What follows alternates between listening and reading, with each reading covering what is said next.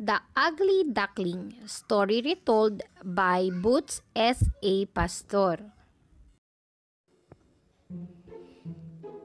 It was summer in the country. An ugly duckling was hatched from one of the eggs of a mother duck. "That's a turkey chick," a country duck commented. But at the river, the ugly duckling showed how good a swimmer he was. The mother duck decided the duckling was not a turkey chick, but was her own duckling.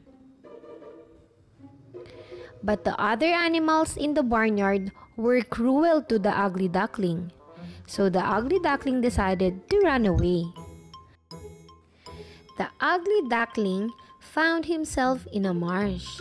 He was invited by two wild ganders to fly away, but they were shot dead by a hunter.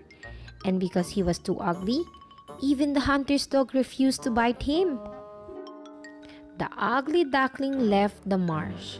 Soon, he was inside the hut of an old woman who had a pet hen and a pet cat. Because the hen wanted him to lay eggs and the cat wanted him to meow, the ugly duckling decided to leave. The ugly duckling returned to the marsh. He saw a flock of beautiful white birds. The birds spread their wings and rose to fly. Winter arrived. The ugly duckling froze in the ice.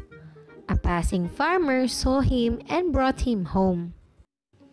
After the ugly duckling had recovered, the farmer's children chased him around the house. Fearing the children would hurt him, the ugly duckling ran out of the door. The ugly duckling had nowhere else to go except to the marsh and the terrible winter. In time, the sun shone, spring arrived, and the ugly duckling had grown. He spread his wings and realized he could fly. The ugly duckling landed on the lagoon of a magnificent garden. He saw again the beautiful birds with graceful necks. Swans! Because he was ugly, he knew the swans would bite him. But when he looked into the water, he saw his reflection. He, too, was now a beautiful white swan. The once ugly duckling remembered how he had been persecuted.